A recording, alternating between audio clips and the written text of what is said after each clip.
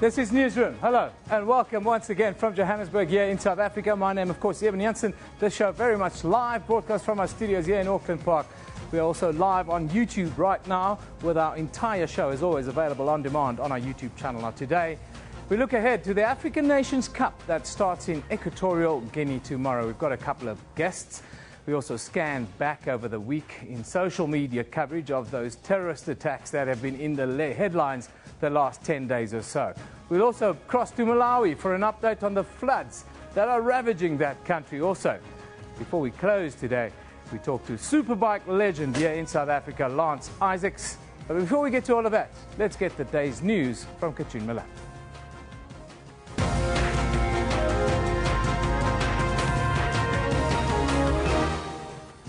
Well, hello and welcome to Newsroom. I'm Katrine Milan, and let's just take a look at those news headlines making top stories this morning. Disaster management in neighbouring Mozambique expects heavy rainfall to continue well into March. About 34 people have been killed by floods in central and northern parts of the country. This comes after heavy rain hit the country the past 2 weeks. More than 20,000 people have been affected and schools, roads and bridges damaged. The South African government has also dispatched members of the SANDF to assist those affected. Meanwhile, disaster relief organisation Gift of the Givers has responded to the flood crisis in Malawi. A national disaster has been declared in the country as about 48 people have been killed and more than 70,000 left homeless. Gift of the Givers has appealed for assistance of any kind, and main priorities include food, blankets, plastic sheeting and cooking utensils. The United Nations says Ebola remains a public health emergency that is far from over, with close to 8,500 deaths and more than 21,000 infections recorded. Progress in the overall response in West Africa has given cause for optimism, but the outbreak is yet to be completely eradicated. Liberia, Guinea and Sierra Leone have just recorded the lowest weekly total of confirmed Ebola cases since August last year. Meanwhile, in Equatorial Guinea, strict Ebola screening operations are in place as people arrive for the start of the AFCON Championship. Authorities have announced that everyone arriving in the coming days, players, officials, fans, will undergo Ebola screening. The tough regulations reflect fears of the spread of the deadly virus that led Morocco to asking for a postponement of the tournament. Back in South Africa, the city of Cape Town has confirmed that the Cape Cultural and Carnival Committee has given the green light to host tomorrow's minstrel parade. This follows 2 weeks of uncertainty over when the event would be held. The parade is traditionally celebrated on the 2nd of January, but was postponed twice due to religious and logistical issues. The city has given the committee R2 million to organize the parade, but on Wednesday expressed concern over its state of readiness.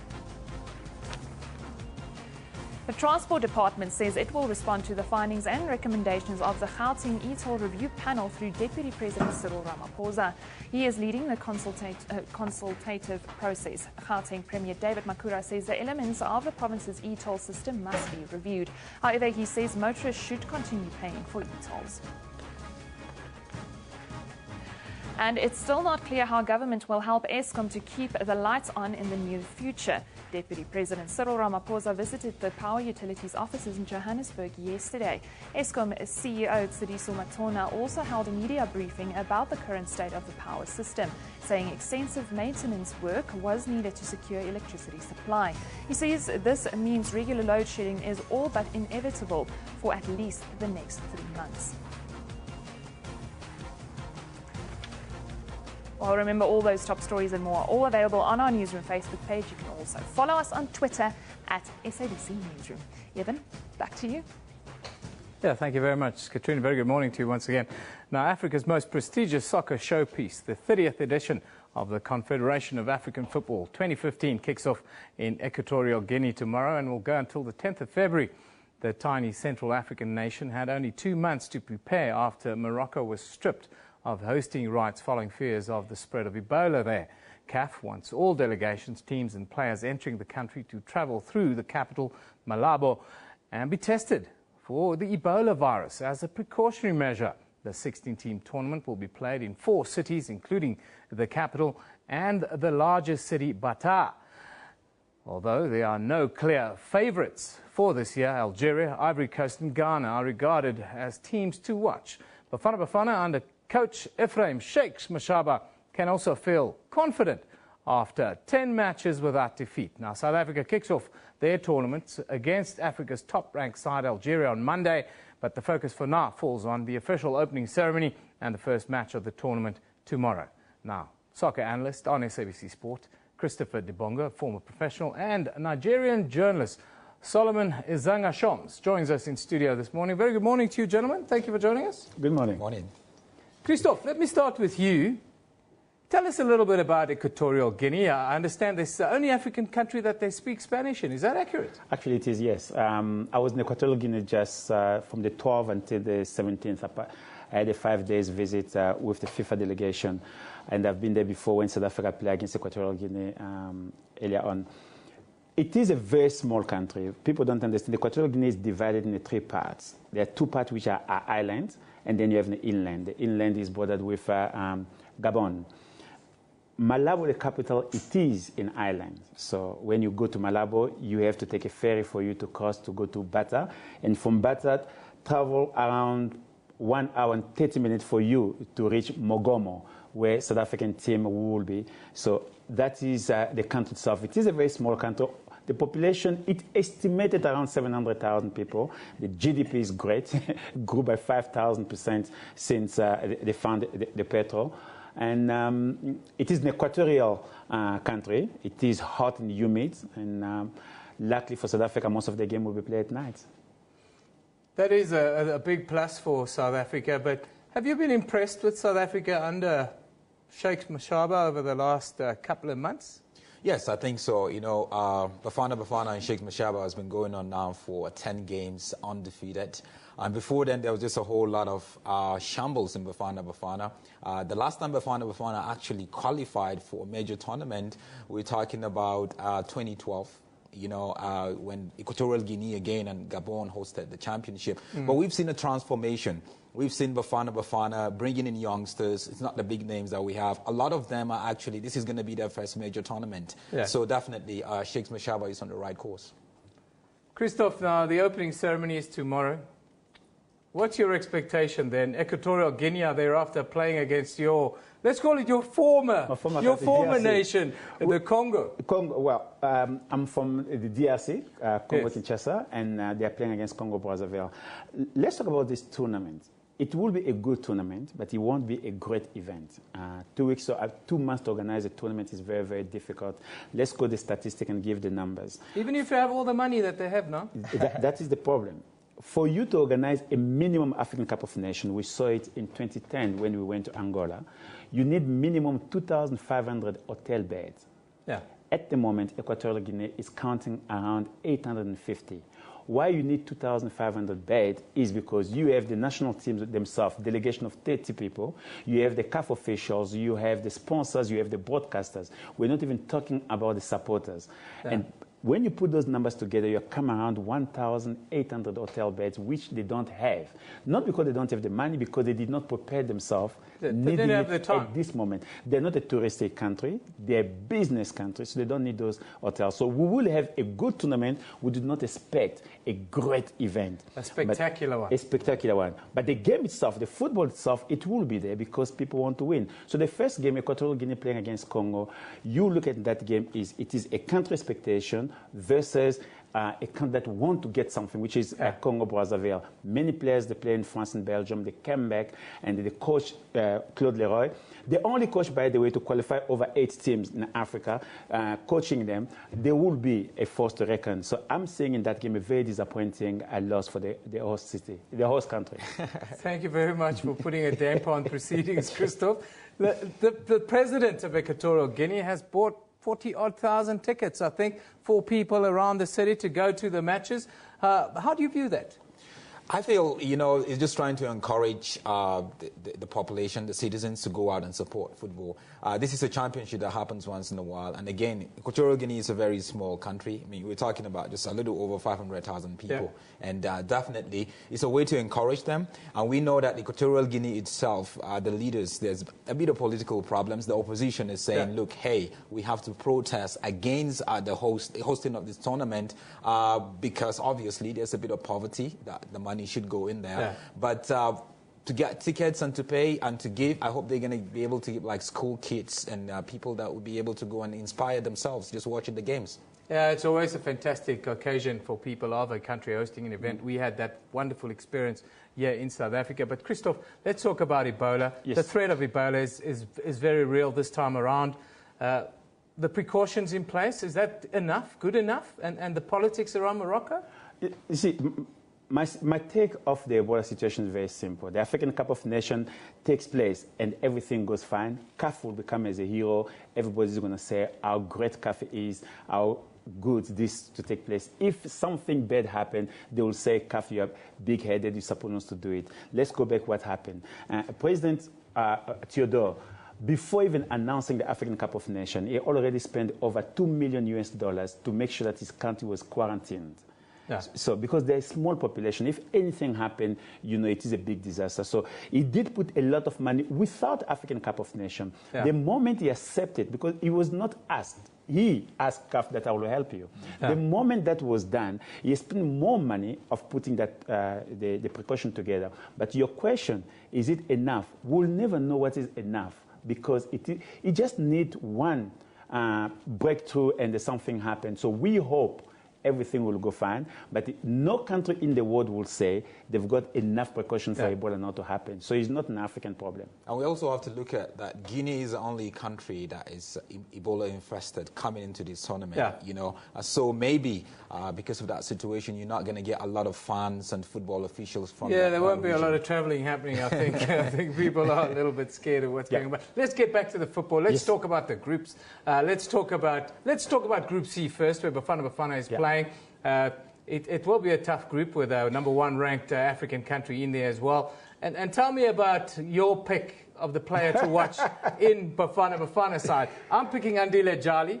This is of course the group. Yeah. Andile Jali, I think he plays a lot like a old school German libero these days. Yes. Very strong in the middle, but not scared to get up the park. I'm sure they don't allow him that in Europe. No, they don't allow that in Europe. You take the ball and give it away immediately. Listen, there are two positions for me. I'm looking at South Africa, Bafana playing against a team like Algeria. But let's look at Andile Jali. Why Andile Jali is an important player?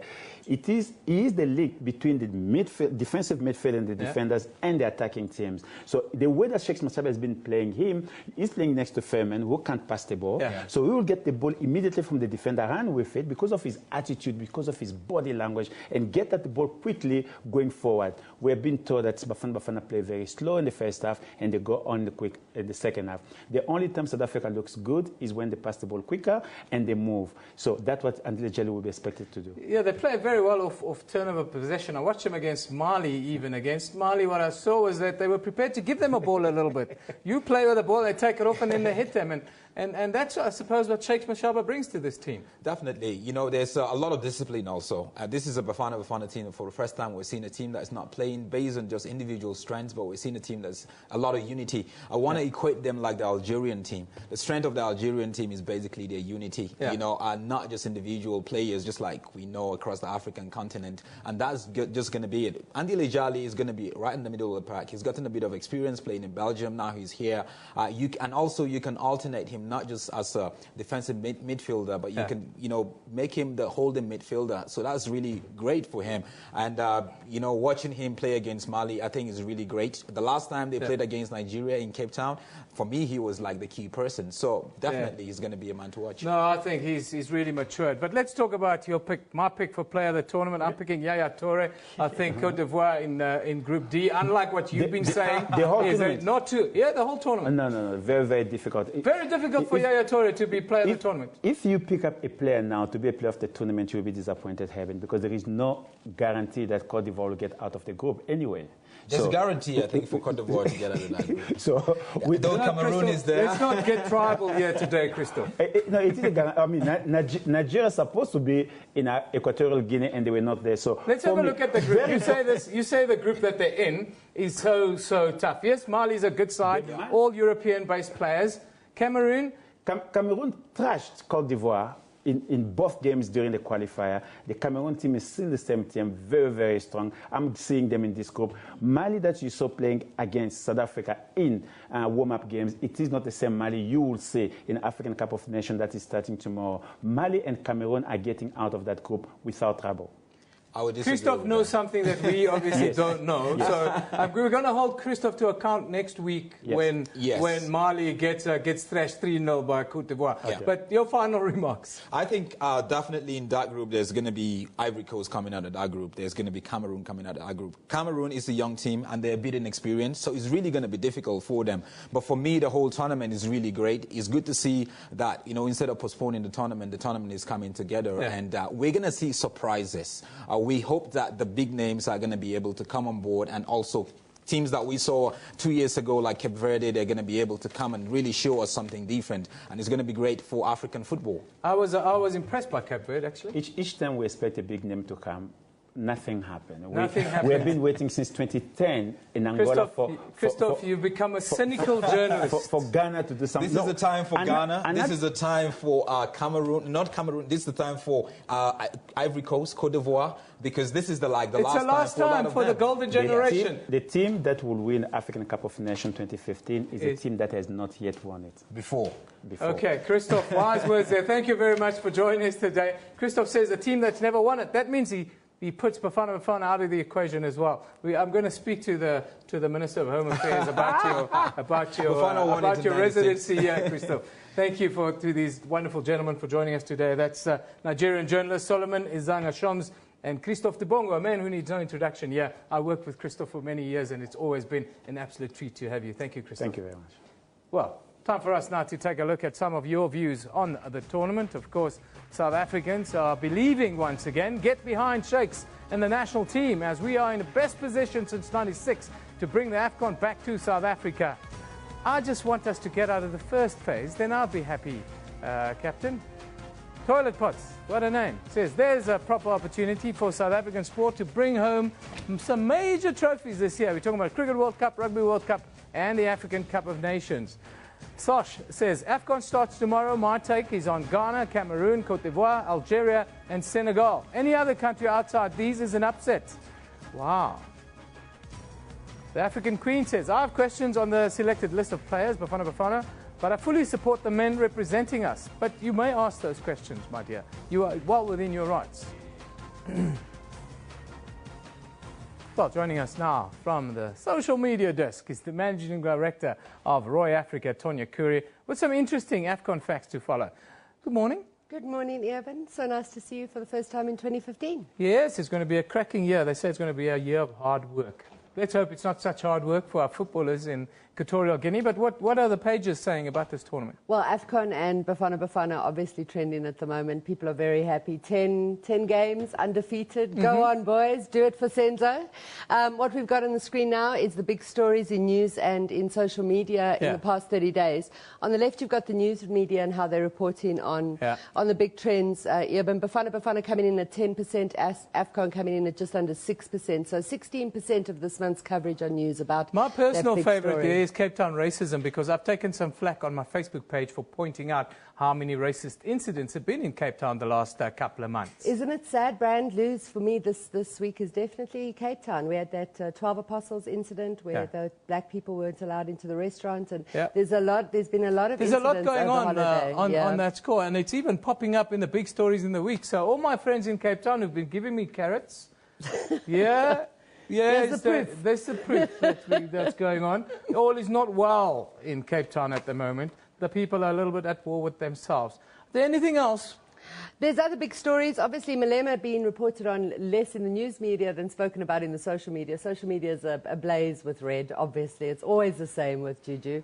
Yeah, it's that kind of threat that's been made this week. My take on it has been, if you make a threat, nothing has happened, so it can't be news. So we can't report on you. Yes. But that's kind of been the strategy that is always used to get both mainstream and social media to spin out the kind of rhetoric that he has. It's always interesting to watch how the news media tends to keep a balanced view, but social media is so biased. It's ridiculous, actually. It is. Well, Tonya, you're not going to go away. You're going to stay with us because we're going to talk about another couple of big international stories after a short break. So don't go away because it's real. It's real. Some real interesting detail that's going to come out of there. But let's take a look quickly at the front pages from around the globe, what's happening in the rest of the world. You'll see the front page of this week's New Yorker featuring a moving tribute to the tragic events in Paris with an illustration of the Eiffel Tower where the radio tower at the top is replaced with a point of a red pencil. What about the 2,000 Nigerians, New Yorker, that died? Don't care about that, I suppose. The Jerusalem Post says it's also still looking at that same story, and the headline is asking, will the Paris attacks change France's view on Israel and the Palestinians? I don't think so. That was the view of Francois Hollande yesterday. In the United Kingdom, The Times has a picture of Britain's two Oscar nominees for Best Actress in a Leading Role, Felicity Jones and Rosamund Pike. You'll find the full list of nominees on Newsroom's Facebook page. Now, today we have a different pick of the day from Marit Kraus. This breathtaking picture was taken in Cape Town, and it was pointed out by one of our guests. What a wonderful Cape Town is being overtaken by a school of killer whales at the moment. There we have one breaching. It looks like it could be in the Bay of Hart Bay there. Killer whales all around the Cape Coast at the moment. It must be dolphin season because they feed on the dolphins. So if you are in Cape Town, don't get embroiled in any controversy. Go and view the whales. Look at the mountain. Before we go to a break, let's just have a quick look at what's happening across the country today. In Nelspruit, the Deputy Minister of Agriculture, Forestry and Fisheries, Becky Taylor, is expected to visit Bushbuck Ridge to highlight the measures taken by the department in curbing the current outbreak of foot and mouth disease in the province there. At least 30 cases of the disease have been confirmed in the Bushbuck Ridge area alone. Then in Kunu in the Eastern Cape, the Abatembu royal family will hold a meeting to resolve apparent infighting, they call it, in the Mandela family and name its head of customs. In Durban, the first one-day international between South Africa and the West Indies is expected to get away at around 1:30 this afternoon. Should be a cracking match. Let's hope it doesn't rain in Durban, as it does a lot this time of the year. You're watching Newsroom. We'll be back with a whole lot more after a short break.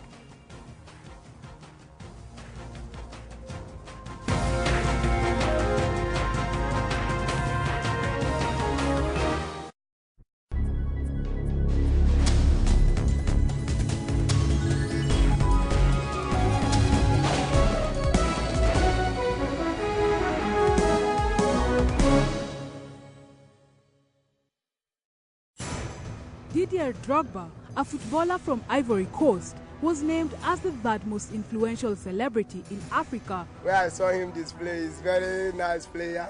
He always make an impact. Drogba donated his $5 million endorsement fee to the construction of a hospital in Abidjan. Well, there are some lesser-known football stars in the continent that you haven't met. Really? And are deserving of more attention. I think we will do better. The Journal, every Saturday at 1:30 on SABC News.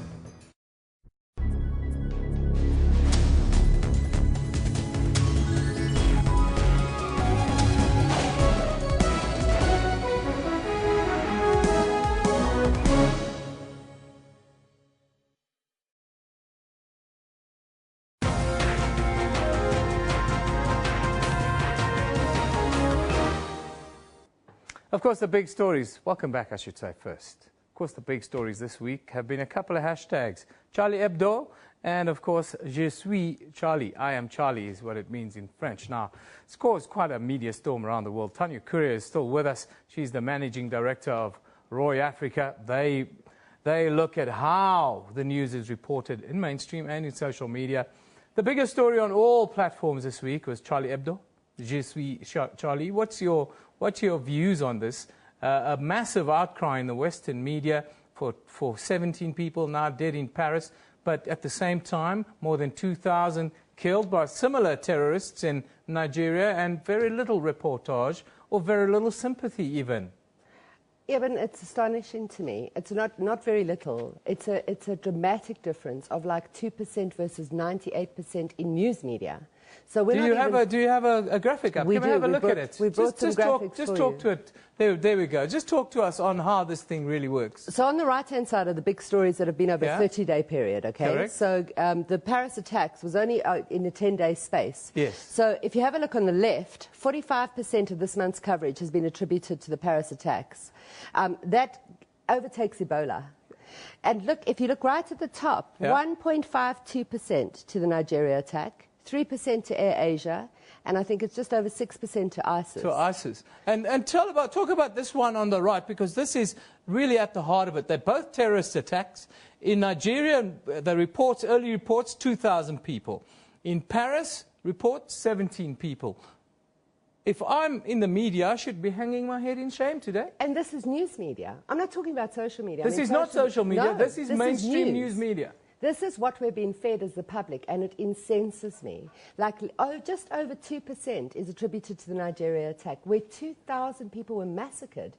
This relates back to Bring Back Our Girls and all that stuff we've been hearing, and the way that Goodluck Jonathan is handling this crisis in Nigeria. And we're hearing 2% of the world's coverage is attributed to that. Over 98% is given to the Paris attacks. How is that possible? I've got an idea, but you know, this is a public platform, and I shouldn't really voice my own opinions, Tonya.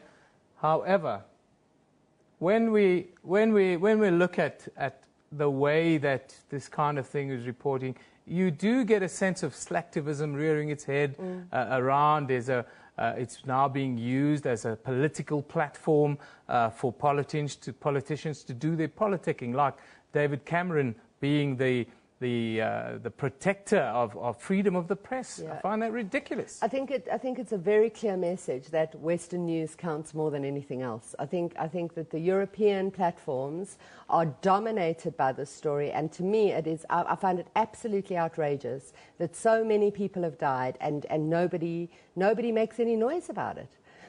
You know, Eben, we saw the Twitter light up with the hashtags for Je suis Charlie, but we saw hardly anything on the Boko Haram attack. Yeah. And when Goodluck Jonathan insisted that there were only 150 people dead, and we saw pictures all over social media of thousands of people dead, it's just outrageous. It was ridiculous for them to come out. I know there's an election in Nigeria next month, and they always underreport the numbers. Remember when we had the building collapse in Nigeria, the initial reports came, only 3 people died in the building collapse. You know, a week later we were told, oh no, it's 150 and 85 South Africans. So I don't trust the numbers that come out of Nigeria anyhow. And to downgrade the number from 2,000 to 150 suddenly, saying that most of the people killed were actually insurgents, is just a little bit rich coming from Goodluck Jonathan. Outrageous. Let's move on, though. I understand that you're also monitoring, media monitoring sponsor of actor Ivan Zimmerman and his participation in the 2015 Tour d'Afrique. It is a good news story for a change. Hey. Thank you. So Ivan Zimmerman, local actor and celebrity, he's taken to his bicycle in the Tour d'Afrique, and he's traveling all the way from Cairo to Cape Town on a bicycle. Eben, how crazy is that? I would do that. You would? I would do that, yes. Give me a year off from work and pay my way, pay for my life and my family. I'll do that, no problem. I'll pull my bike out of the garage. I'll tell you what, I would pay to see it. Give me a South African flag, Tonya, and a nice shiny jumper like that, and I'm all yours for the trip. Well, what he's doing, Eben, and you know, you and I have this issue about hashtags that have no call to action. This particular campaign has a brilliant call to action. Yeah. It's called Can a Kilo. And for the 12,000 kilometers he's traveling, for every kilometer he wants to collect a can of food for the hungry in South Africa. What a champion. So if we can get behind him, I'd be very grateful. And you should follow Ivan Zimmerman on the 2015 Tour d'Afrique. A man who's really making a difference. He's not taking a selfie, putting a picture up, saying, look at me, I love, bring back our girls. It's not like that. He's making a real difference. alleviating hunger amongst communities that you wouldn't even know people are hungry in right here in South Africa. Tonya, thank you for coming again this morning, and I'm sure we're going to have plenty of interactions this year, and we're going to rant and rave about a lot of stuff. Look forward to it, Evan. Thank you. Thanks very much, Tonya Kuri. What's your tweets? What are you saying? Your views, of course, at SABC Newsroom is where we've been collating what you've been talking about. Let's just have a quick look at what's on our Twitter page. Pumi Dlomo says, what's happening in Mozambique? If it's not traditional beer killing people, it's floods. Yes, the Umkumboti number is at more than 50. Bas, Uncle Gwen, I love African leaders. His country is flooding, and he holds a jawl to celebrate himself. No, it's not a jawl. It's a presidential inauguration. There's a little difference. Biden Khalafa says, we have the peace, just a little trouble disturbing it. But Jah will provide. Jah will provide. And there we have some pictures, flood pictures, that is, of what's happening in, is it in Mozambique? No, that's in Malawi, actually, in Chakwawa, that one by Philip Smith. Thank you, Philip. Heavy rains forecast for the weekend.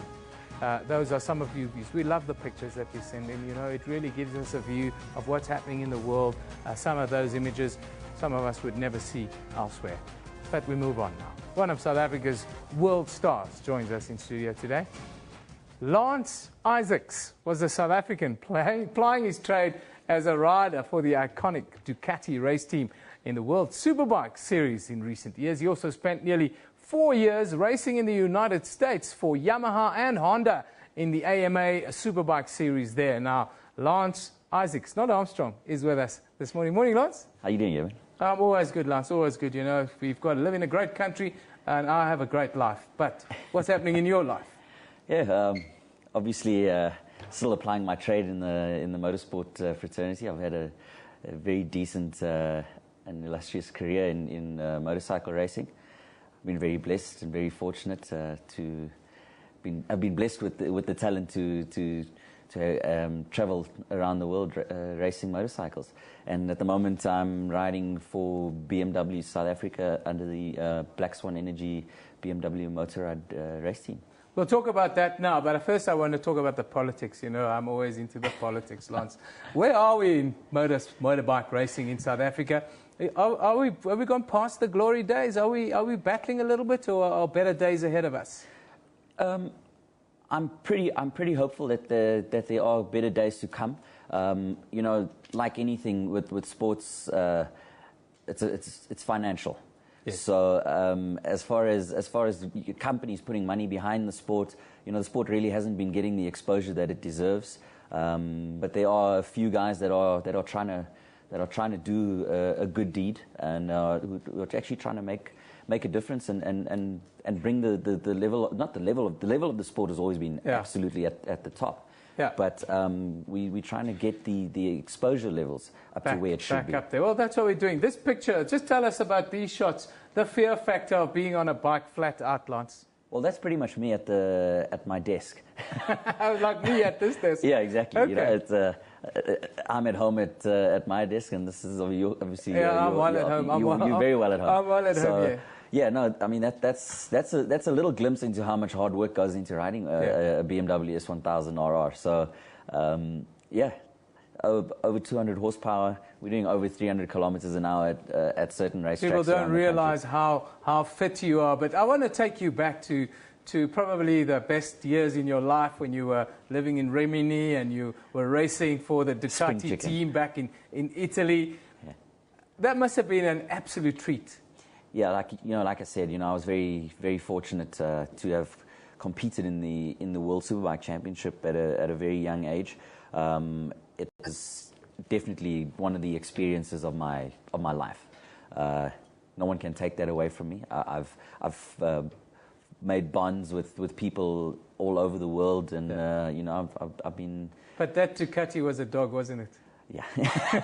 No, look, you know what? It was at that level, and where I entered the World Superbike Championship, I think it was probably one of the most difficult eras and most competitive eras of World Superbike at the time. And you know what? It's just it's put me on the level that I am today. And at the tender age of 36, being a veteran in South Africa, I wanted to talk to you about that in conclusion, because You know, at 36, most people's career are sort of coming to an end. Yeah. Now, you don't hang around as long as you have without having spectacular talent, commitment, and all the things that do it. When you look back at it, the setbacks, the things that you've had to deal with, how do you view that? Well, you know what? You know, they're all the setbacks I view as, I don't want to call them setbacks. You know, they were stepping stones. Obviously, Yeah.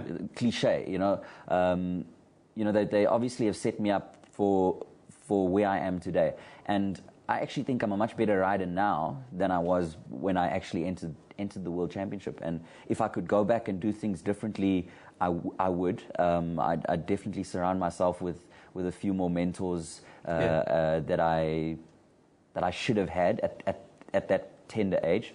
But you know what? I'm trying to make a difference now, and you know, I think the next phase in my life is actually mentoring youngsters and bringing them up within the sport, and you know, making sure that they have got the level of support that I wish I had when I entered the world fray scene. back in. It was a difficult time in South Africa, I think. Also in superbike racing, the sport was at times, I think, a little bit deurmekaar itself. Yeah. It was a tough time for you. But Lance, you've had a fantastic career. Oh, absolutely. You know, your world name, your household name here in South Africa. And thank you for joining us today. And all the best with the future endeavours. Let's hope that you can unearth the next Lance Isaacs. Absolutely. Thank you very much. And you know, we can't do this without any of our sponsors. So, you know, those are the guys that put us on the levels that we are. Absolutely. Thank you once again, Lance Isaacs. If you want to see what he's up to, you can go to his athlete Facebook page. You can also go to Lancelot38.com. Lancelot38.com. Sir Lancelot, that is. Thanks, Lance, for joining us. An absolute treat to have Lance with us today.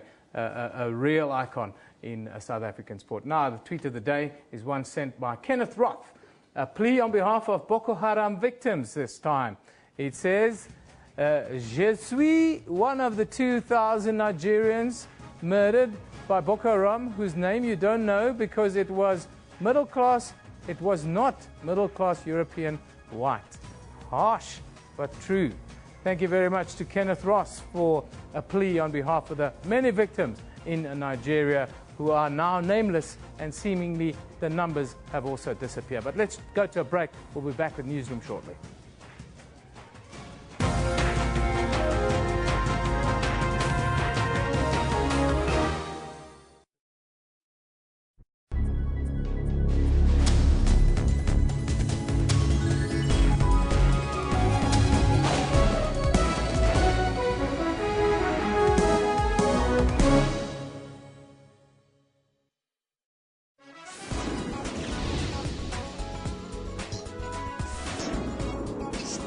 You can't have a gut feeling about other people's gut feeling. Ngaba has continued the tradition of passing stories onto the next generation using a platform that offers stories to a far more greater audience.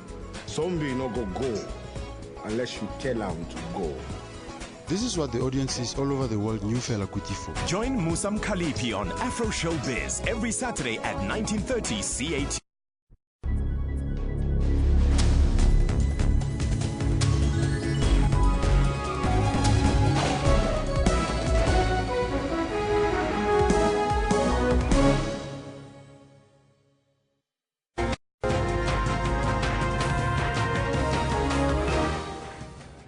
Well, hello and welcome back to Newsroom. Let's just take a look at the top stories this morning. Disaster management in neighbouring Mozambique expects heavy rainfall to continue well into March. About 34 people have been killed by floods in the central and northern parts of the country. This comes after heavy rain hit the country the past 2 weeks. More than 20,000 people have been affected and schools, roads and bridges damaged. The South African government has also dispatched members of the SANDF to assist those affected. Meanwhile, disaster relief organisation Gift of the Givers has responded to the flood crisis in Malawi. A national disaster has been declared in the country as nearly 50 people have been killed and more than 7,000 left homeless. Gift of the Givers has appealed for assistance of any kind. Main priorities include food, blankets, plastic sheeting and cooking utensils. And the United Nations says Ebola remains a public health emergency that is far from over, with close to 8,500 deaths and more than 21,000 infections recorded. Progress in the overall response in West Africa has given cause for optimism, but the outbreak is yet to be completely eradicated. Liberia, Guinea and Sierra Leone have just recorded the lowest weekly total of confirmed Ebola cases since August last year. I'll remember all those top stories and more are all available on our Newsroom Facebook page. You can then also keep up to date and follow us on Twitter at SABC Newsroom. Eben, over to you. Thanks, Katrina. Malawian President Peter Mutharika has appealed to the international community for assistance following flooding that's caused havoc in his country. Half of Malawi has been declared a disaster zone after torrential rains over the past few days left at least 48 dead and around 70,000 people homeless. Now, joining us on the line from Malawi this morning is Jafar Jakura from the offices of Relief Disaster Organization Gift to the Givers there. Good morning to you, Jafar. Yes, good morning to you, sir. Jafar, just tell us, set the scene for us. How bad is the situation in Malawi at the moment? Yeah, the situation is has been reported on a regular basis. It seems that the figure that we've got now is that over 100,000 people have been displaced by hailstorms and raging floods that have hit the country as a result of persistent heavy rains that lasted for 3 days continuously. And there is a possibility that we will get further heavy rains from the cyclone, which is going to hit Malawi within a day or two. And at the moment, it appears that over 100 people have lost their lives. In one particular village, it is believed that over 183 people are missing, and they are presumed dead. And in the southern tip of Malawi, southern region of Malawi, we've got about 10 districts that have been affected by these heavy floods, particularly 2 districts known as Chikwawa and Sande. And through that passes our Shire River from Lake Malawi, and that joins the Zambezi River. So bodies have been found floating on that river as well. And one particular village has completely been wiped out, which means that people have lost their lives as well. And as a result, a lot of roads are not passable. So the information that we are getting is from the villagers who have managed to escape this situation, this catastrophe, and by mobile phone they are giving us what is the latest. And in this regard, our government, through the Vice President's office under Disaster Management Affairs, is trying to mobilize our Malawi Defense Force to put at their disposal the helicopters and boats to see how people can be rescued, as gardens of agricultural plantations have become into ponds of lakes, and crops have been destroyed as well. So we've got our Malawi Police Services, Malawi Defense Force, trying to rescue people in areas where people are unable to reach them. And the local NGOs, including ours, Gift of the Giver Foundation, we are doing our level best to see how best we can assist with immediate relief items such as food and tents, blankets. Hello? Yes, I'm there, Jafar. Just quickly, Gift of the Givers, you guys are there. Just tell us about the relief operation that's underway. Well, we are trying to reach out to people with 50 kg packs, which contains maize flour, rice, beans, salt, water purification, chemicals, cooking oil, blankets, plastic buckets, pots and pans, and some clothing as well. So this is an ongoing operation which we are starting from today. Past few days, we have been a question of assessing which are the most vulnerable areas where we can reach them. So we have now identified a few places where we are mobilizing our resources to reach out to the people. Some of the people are already have taken shelter in schools, in churches, in mosques as well. And we are trying to reach them, as well as others that are still stranded in areas where we can reach them.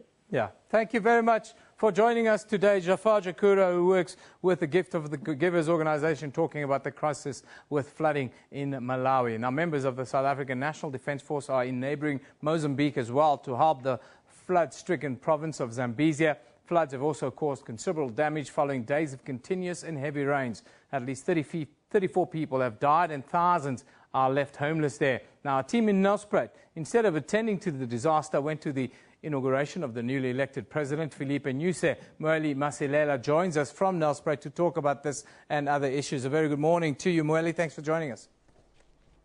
Good morning to you. Moeli, let's start with the disaster, the floods in northern Mozambique. We spoke about what's happening in Malawi. How bad is it in Mozambique? Well, today it's a day whereby the National Disaster Team of Mozambique will consolidate figures of people who are said to be dead, because according to them, the official figure yesterday was 20 people who were said to be dead. So today we'll get some more information as to how many people indeed died as heavy rains continue to pour there.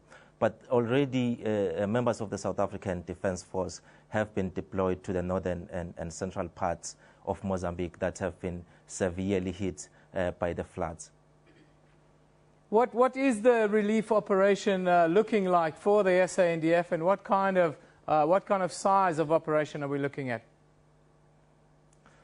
Yesterday we were told that now that the members of the SANDF have arrived in the affected areas, they will assess the extent of the damage, considering the fact that bridges have been destroyed, schools have been destroyed, and now they're estimating that about 20,000 people have been displaced. So the Mozambican government has already come up with some intervention measures, such as relocating people to schools, relocating people to temporary shelter like tents. So, but then they've said that more rain has been forecast until March. So we'll see as to what goes on as days go by. Moeli, we've also got a team in Mozambique attending to the presidential inauguration. Tell us about that and give us an insight into who President Filipe Nyusi is. Yesterday's inauguration ceremony of Filipe Nyusi went very well. There was a number of African leaders who attended, including President Jacob Zuma and former President Thabo Mbeki. Some of the African leaders also, we had the President of Tanzania, Jakaya Kikwete, and also some states sent some representatives to grace the occasion. So, but then what was quite interesting is that the opposition party, Renamo, boycotted the inauguration ceremony, saying that Filipe Nyusi is not the legitimate president following the October elections that were held last year. They believe that the elections were rigged. So according to them, Filipe Nyusi shouldn't have been the president of the country. Yeah, very interesting story, developing simmering tensions in Mozambique for the last couple of years.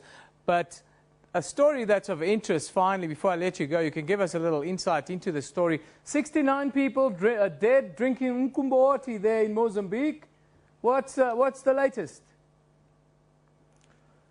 President Armando Guebuza used yesterday's inauguration ceremony of the new president to send condolences to the families who have lost their loved ones in the tragedy. This is a tragedy that the authorities in Mozambique are saying is one of the worst they've ever experienced. But then the official figures that we got is that now it's 73 people who have died and others remain hospitalized. But when we spoke to the Department of Health in Mozambique, they said even though they have established that there was a toxic chemical that was found to be put in the home brewed beer, they still want to establish as to what exactly is that kind of chemical. So they're working with neighboring countries to conduct laboratory tests, but then it's not clear as to when are we going to know of the results of those tests. Moeli Masilela, thank you very much for that update, giving us all the latest from Mozambique, flooding there, people dying, drinking beer, and also the presidential inauguration. Now, finally, Tabang Martin Motlakwane, a.k.a. J. Martin, was born and raised in Soweto. His love of music started when he was still in primary school, At the tender age of 8 years old, he's not much older than that. He's a house DJ, and today he's in studio to perform one of his special tracks, Can Be Bad. Please take it away. Take us into the weekend. Feeling is good, but it can be bad. Friends are good, but they can be bad. Well, you can call it bad. Loving is good, but it can be bad. Longing is good, but it can be bad. Dreaming is great, but it can be bad. Well, you can get them back. It's all just a twist in the words you say. It all depends on the ways you see it. On what you add on your act and feeling.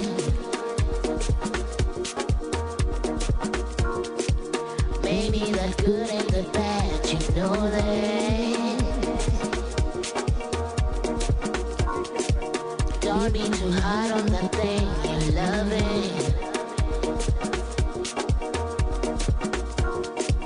Leave that department of love you hiding it. Make him wait, make him play for me, honey. No matter habit is good and bad, it can be bad.